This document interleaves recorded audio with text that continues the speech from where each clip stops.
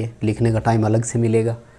और सबसे अच्छा टॉपिक लगता है मुझे ये मैग्नेट वाले में है, इलेक्ट्रोमैग्नेट पढ़ेंगे। बेसिक चीज़ें आपने लिखी है अभी अभी, विद्युत चुंबक। इंग्लिश में क्या बोलते हो? इलेक्ट्रोमैग्नेट। चुप नहीं रहना, क्लास में वैसे ही बोलना है जैसे पहले बोल रहे थे। कोई एक्स्ट्रा नहीं है, रिकॉर्डिंग चल रही है, कोई बात नहीं, अलग काम है अपना, चलता रहेगा। देखो इलेक्ट्रोमैग्नेट, दो शब्द नाम से पता लग रहा है, विद्युत और चुंबक। यानी ये बताता है कि विद्युत और चुंबक के बीच में आपस में क्या रिलेशन है। और ये रिलेशन बताने वाला था कौन? तो इसकी दो तीन आपको मैं बेसिक चीज़ें बता दूँ, है ना। सबसे पहले बताने वाले वैज्ञानिक का नाम था ओरस्टेड। इसको दो अलग अलग तरह से लिखते हैं, कुछ जगह ओरस्टेड भी लिख देते हैं, कुछ जगह ओरस्टेड भी लिख देते हैं। डेनिस वैज्ञानिक था। दरअसल वैज्ञानिक तो क्या, मैं इन सबको भौतिक शास्त्री बोलता हूँ, ठीक है। डेनिस वैज्ञानिक था। 1819 में इसने ये बताया था कि विद्युत और चुंबक के बीच में कोई ना कोई रिलेशन तो है। क्या संबंध है इसका भी इसने एक प्रैक्टिकल किया। दरअसल ये टेस्ला, वेबर, फेराडे, इन सब ने क्या निरीक्षण परीक्षण करने के बाद ही सिद्धांत प्रतिपादित किए थे। ओरस्टेड ने पूरे कॉन्फिडेंस के साथ कहा कि विद्युत और चुंबक में आपस में संबंध है। क्यों ऐसा कहा या ऐसा प्रतिपादन वो कहाँ से लाया? कहते हैं कि ये खुद एक प्रैक्टिकल करके आया। और ये जो अब लाइन लिखवा रहा हूँ ना, इसमें से पेपर में सिंपल सीधा क्वेश्चन आया हुआ है, और अपने नहीं, असिस्टेंट इंजीनियर लेवल में तो आईटीआई वालों के तो आ ही सकता है ना। इसरो के एग्ज़ाम में था। क्या सवाल पूछा? उसने ये कहा कि एक विद्युत धारावाही तार के समीप या तार को सुई के समीप, है ना। समीप तो समझते हो, पास बोलते हैं इसको, नज़दीक, समीप कंपास। कई जगह पूरा नाम लिख देते हैं, वो कंपास निडल लिखेंगे, चुंबकीय सुई लिख देंगे, कुछ जगह शॉर्ट में ही लिख देते हैं सुई। अब ये सुई वो नहीं है जो सुई धागे वाली सुई होती है, कंपास निडल जो मैंने आपको परमानेंट मैग्नेट में करवाई थी वो वाली कंपास निडल है ये, ठीक है, कंपास है। तो उसने ये कहा कि धारावाही तार के समीप कंपास लाएं या कंपास को तार के समीप ले जाएं, तो जो अपनी कंपास है वो विक्षेपित होती है। विक्षेपित को इंग्लिश में बोलते हैं डेफ्लेक्शन या डिफ्लेक्टेड। अब इसका इंग्लिश में बड़े शानदार 4 ऑप्शन बनते हैं, यही था क्वेश्चन में। विक्षेपित के इंग्लिश में डेफ्लेक्शन है ना, तो 4 बड़े बड़े ऑप्शन बनते हैं, डेफ्लेक्शन, रिफ्लेक्शन, ऐसे लेक्सन वाले 4 ऑप्शन बना दिए और ऑप्शन डाल दिए कि छोटा क्वेश्चन होता है, ठीक है। उसने ये कहा कि कंपास विक्षेपित होती है। हालांकि उसने तो पूरे प्रूफ के साथ कहा कि अगर आप तार के समांतर ऊपर रखेंगे तो किस ओर विक्षेपित होगी, तार के पैरेलल में नीचे रखेंगे तो किस ओर विक्षेपित होगी, अगर आप उस तार में चलने वाली धारा की दिशा परिवर्तित कर देंगे तो किस ओर विक्षेपित होगी। पूरे कॉन्फिडेंस के साथ चारों चीज़ें बताई। लेकिन एक पेपर में छोटा सवाल यहीं से आता है तो इतनी बात आती है। 2 चीज़ें हो गई कन्फर्म। किसने बताया? ओरस्टेड ने। कब बताया? 1819 में। बहुत कम चांस है कि इस लाइन में से कोई क्वेश्चन हो, सवाल यहीं से आएगा। क्या बताया उसने? धारावाही तार के समीप अगर हम कंपास को ले जाते हैं तो वो डिफ्लेक्ट होती है, विक्षेपित होती है। विक्षेप किस ओर होती है वो अपन आगे पढ़ेंगे, चुंबकीय क्षेत्र की दिशा से तो समझ में आएगा किस ओर विक्षेपित होती है। पर उसने ये बता दिया कि तार में धारा चल रही थी और कंपास जो मैग्नेट को सेंस करती है उसने आपको रिफ्लेक्शन दिया, तो हमें पता लगा कि हाँ कुछ ना कुछ तो यहाँ है। लेकिन उसने ये और बताया कि इस तरह का जो चुंबक बनता है, धारा चलने से तार में जो चुंबक बना है, इस चुंबक की एक शॉर्ट टाइम वैलिडिटी होती है ना। क्या कहा उसने कि इस तरह के तार में जो चुंबक है, जिसको हम नाम क्या देंगे कि इस प्रकार का चुंबक या चुंबक तो है, एक ही बात है, यानी मैग्नेट या मैग्नेटिज्म तब तक रहेगा जब तक धारा है ना। यानी आपूर्ति पर निर्भर करता है। सप्लाई ऑफ कर दी आपने तो मैग्नेट भी समाप्त हो जाता है, या यूं कहें कि मैग्नेट बनाना भी उसने बंद कर दिया। सिंपल सी लाइन है, याद रहेगी सबको। यानी विद्युत चुंबक की वैलिडिटी कितनी है? जब तक हम उस पर चुंबकीय बल अप्लाई करके रखते हैं। यानी अगर हमने आरोपित चुंबकीय बल हटा लिया तो ये एक छोटा सा ऑब्जेक्टिव क्वेश्चन बनता है पेपर के लिए।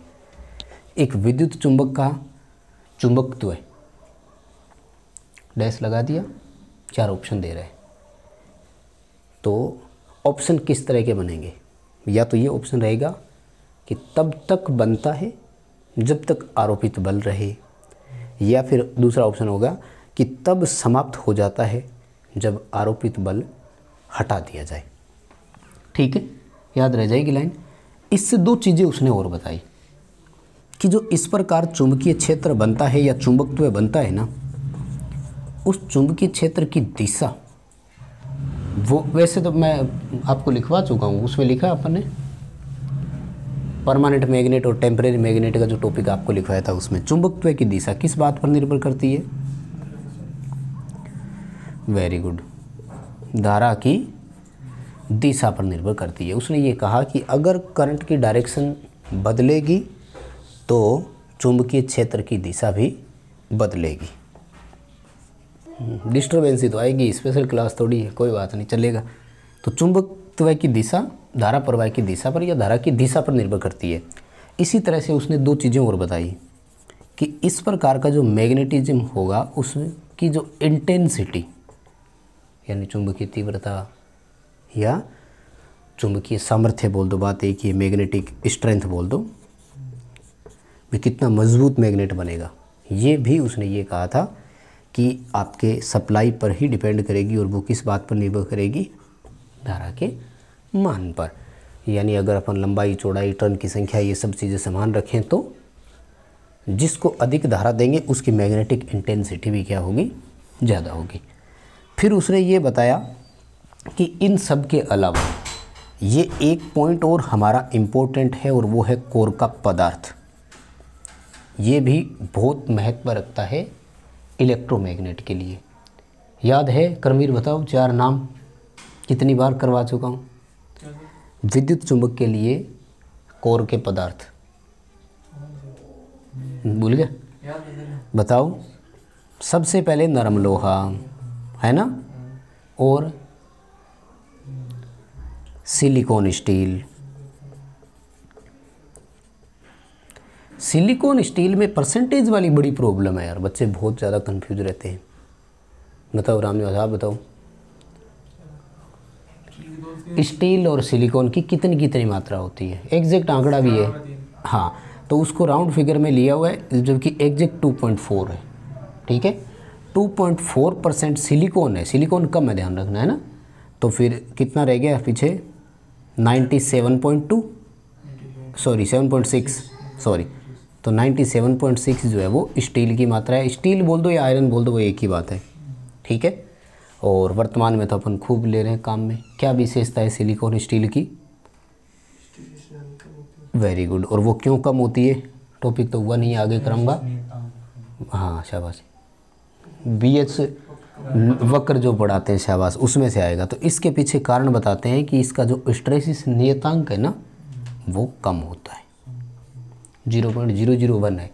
वैसे तो सबसे कॉमन अपन वायु का मानते हैं, और उसकी क्या विशेषता बताते हैं कि वो एक सीधी रेखा के रूप में होता है। हाँ, तो इन 2 के अलावा और बताओ। पदार्थ तो 4 होते हैं, हाँ, कौन कौन सा है? म्यू मेटल, परम एलॉय, शाबाश, बताओ देखे। इनके मिश्रण बता दो, ये बहुत इंपॉर्टेंट है। ये जिस बच्चे को याद है ना, बहुत कुछ उसे याद है ना, ऐसे थोड़ी भूल जाते हैं। बताओ, म्यू मेटल और परम एलॉय क्या क्या मिश्रण है? बताओ, बोलोगे? शाबाश, कोई बात नहीं, एकदम से क्यों, आराम से बताओ, अपने कोई जल्दी नहीं है। कम से कम ये चीज़ें आपकी करो। आप बताओ साक्षी, पेपर में भी बहुत डाला है। लोहा निकिल है बिल्कुल, पर एक में तांबा और क्रोमियम और है। अब कन्फर्म करा दो कौन से में है। लोहा निकिल। देखो, म्यू मेटल जो है और परम एलॉय, जो परम एलॉय है ना, नाम से पता लग रहा है इसमें 2 ही है। ठीक है, तो परम एलॉय जो है ये है आपका लोहा और निकिल, ठीक है। और इसमें आपके 4 हैं, कौन कौन? लोहा, निकिल, तांबा और क्रोमियम, ठीक है। एक बार इतनी दूर का लिख लो, बोर्ड खाली करते हैं फिर आगे और बढ़ेंगे। तालाब बीच बीच में आएगा, ऐसे तो पूरा माहौल बनेगा। देखो कोई बात नहीं। अब आता है कि विद्युत चुंबक का चुंबकीय क्षेत्र अपन ज्ञात कैसे करें। बहुत अच्छा टॉपिक है, ये है सबसे इम्पोर्टेंट टॉपिक। छोटे से बड़े सब एग्ज़ाम में इसके क्वेश्चन आते हैं, चाहे ITI का हो, डिप्लोमा का हो या बड़े इंजीनियरिंग वाले हो, सबके एग्ज़ाम में इसके क्वेश्चन आते हैं। टॉपिक क्या है? टॉपिक है धारावाही सीधे चालक का चुंबकीय क्षेत्र ज्ञात करना। बहुत ही अच्छा टॉपिक है, इसमें से तो पक्का पेपर में सवाल आएगा। विद्युत चुंबक में सबसे बड़ा टॉपिक ही है ये। इंग्लिश क्या बोलते हैं? Current carrying straight conductor. Straight मतलब सीधा, ठीक है। मैग्नेटिक फील्ड की डायरेक्शन ज्ञात करना। कई सारे नियम है, जनरली आप एक ही नियम बोलते हो, दूसरे नियम को मिला करके एक कर देते हो, जबकि मैं इसको 3 अलग अलग भागों में बांटता हूँ, ठीक है। क्योंकि कोरक और स्क्रू 2 अलग अलग चीज़ें हैं, आपको शायद अंतर पता हो तो। कोरक किसको बोलते हैं? ढक्कन। अब ढक्कन एक शब्द ही ऐसे है कि मजाक सी है, ढक्कन बोलते, कोई बात नहीं फिर भी। हाँ ढक्कन क्या, अब बोल रहे तो हंसी आ रही होगी, कोई बात नहीं, सुनो। वो एक अलग चीज़ है। सबसे इम्पोर्टेंट नियम जो है ना वो है दाएं हाथ का नियम। और सुनिएगा ध्यान से, 3 अलग अलग चीज़ें बता रहा हूँ मैं आपको। इसको थोड़ा और अगर लिखे ना तो बोलते हैं, शुद्ध हिंदी में बोलते हैं दाएं हाथ के प्रहस्तन का नियम, इंग्लिश में बोलते हैं राइट हैंड ग्रिप रूल। अब अपने दाएं हाथ के कितने नियम है आपको जो याद हो? कौन कौन से बताओ? बोल कर पूरा नाम से बताओ। फ्लेमिंग के दाएं हाथ का नियम, दाएं सीधा दाएं हाथ का नियम, या फिर राइट हैंड ग्रिप रूल, और तीसरा है राइट हैंड पाम रूल, हथेली का नियम, जो अपन किस में काम में लेंगे? हेलिक्स का नियम भी बोलते हैं इसी को। हाँ, किस में काम आता है? सोलेनोइड के मैग्नेट में। मैंने आपको बताया सोलेनोइड, टोरॉइडल की आकृतियाँ विद्युत चुंबक में। इसको या तो वो सीधा राइट हैंड लिखेगा या फिर राइट हैंड ग्रिप रूल आएगा। फ्लेमिंग नहीं लगा हुआ होना चाहिए, बीच में हथेली पाम लिखा हुआ नहीं होना चाहिए। ये बहुत इंपॉर्टेंट चीज़ है, आराम से आपको समझना होगा। क्या कहते हैं इस नियम के अनुसार? उसने ये कहा धारावाही सीधे चालक को दाएं हाथ से इस प्रकार पकड़े कि ये जो ग्रिप बन रही है ना, चालक आपका यहाँ इस ग्रिप में आना चाहिए। ग्रिप इसको बोलते हैं पॉइंट में जहाँ दब जाए। इस प्रकार पकड़े कि अंगूठा चालक में धारा प्रवाह की दिशा को संकेत करे। तो ये जो मुड़ी हुई उंगलियां हैं ना, ये चुंबकीय क्षेत्र की दिशा को। अब देखो सवाल नंबर 1, धारावाही सीधे चालक का चुंबकीय क्षेत्र कैसे ज्ञात किया जा सकता है या किस नियम द्वारा ज्ञात किया जा सकता है? एक option right hand grip rule. अब सवाल आता है कि दाएं हाथ के नियम में कौन क्या दर्शाता है? तो देखो पूरी लैंग्वेज तो आपको याद ही है, नहीं है तो भी याद करनी पड़ेगी, सारी चीज़ें लिखवाई नहीं जाती है ना। कि दाएं हाथ से इस प्रकार पकड़े की, तो ये तो सब हेल्पिंग वर्ब है, ऑप्शन तो आएगा नहीं पे। सवाल आएगा कि अंगूठा क्या दर्शाता है फर्स्ट ऑफ ऑल। तो अंगूठा हमें दिखाएगा चालक में से धारा प्रवाह की दिशा।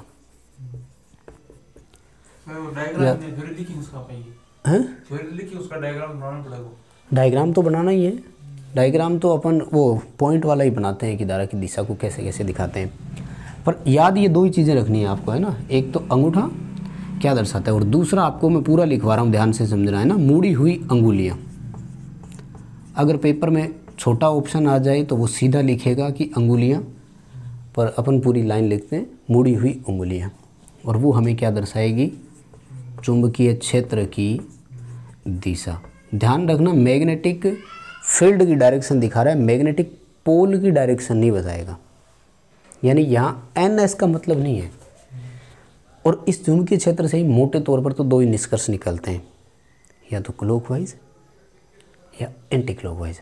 हालांकि दो और ऑप्शन आएंगे, मैं बताऊंगा। जैसे बोर्ड मान लेते हैं, तो कि बोर्ड से बाहर की ओर या बोर्ड के अंदर की ओर। यहाँ से चुंबकीय क्षेत्र मुड़ा तो ये अंदर कहलाएगा, बोर्ड से निकलने के बाद ऊपर मुड़ रहा है तो ये कहलाएगा बोर्ड से बाहर। अपने पेपर में ऑप्शन क्या आएगा, पेज के बाहर, पेज के अंदर की ओर, या फिर क्लॉकवाइज और एंटी क्लॉकवाइज। ये चार ऑप्शन बनते हैं। करवाएंगे, ऑप्शन देखेंगे तो समझ में आ ही जाएगा, है ना। इसमें भी फिक्स है, दो तीन चीज़ें मैं बताऊंगा आपको कि एंटी क्लॉकवाइज कब होगा और क्लॉकवाइज कब। दूसरा ऑप्शन आता है जिसको मैं लिखता हूँ कोरक नियम। बुक में लिख रखा है कोरक ऑब्लिक स्क्रू नियम, दोनों है एक ही वैसे, लेकिन देखो दोनों के नाम अलग है तो क्यों ना हम इन दोनों को अलग ही लिखें। कोरक को हिंदी में ढक्कन बोलते हैं और स्क्रू को हिंदी में बोलते हैं पेंच, है ना। और क्या कहा जाता है इनके बारे में, कोरक और देखो इन दोनों की ओपन क्लोज की कंडीशन क्या एक जैसी होती है, इसलिए दोनों को एक साथ दिखा दिया। ये मार्कर जो है ना ये उल्टा होता है बस, ठीक है, बाकी सब सेट है। ये कन्फर्म है कि अगर हम जैसे अपने तो प्लांट में वाल को भी ओपन क्लोज करवाना होता है तो वो सब एक ही चीज़। अगर हम कोरक या स्क्रू के बंद करने की बात करें या टाइट करने की बात करें तो इसका घुमाव हमेशा क्लॉकवाइज ही होगा, ये कन्फर्म ही है। जैसे कोई सिस्टम में बोल दिया जाए ना कि इसको बंद करो तो अपन को क्या क्लॉकवाइज ही रोटेट करना होता है, अलग कुछ है ही नहीं। तो इसमें उन्होंने क्या कहा कि आपके उस कोरक या स्क्रू को खुलने अथवा बंद करने की उसको आप डायरेक्शन मान लेते हो कि जब आप बंद कर रहे थे तो वो आगे गया, जब आप खोल रहे थे तो वो पीछे की ओर आ रहा है। अगर आप इसको धारा प्रवाह की दिशा मान लेते हो तो जो आपके बंद करने या खोलने में घुमाव दिशा थी ना वो चुंबकीय क्षेत्र की दिशा है। तो इन दोनों का तो पेपर में पूछे जाने की कम चांसेज है, सवाल तो यहीं से उठ सकता है। फिर भी आपको याद रखना है ना, दोनों का कॉमन लिखवा दूं चाहो तो आप एक लिख सकते हो, है ना। कोरक में आप क्या लिखेंगे कि बंद या खुलने के खिसकना, है ना, बात तो एक ही है, वो है हमारे धारा प्रवाह की दिशा, ठीक है।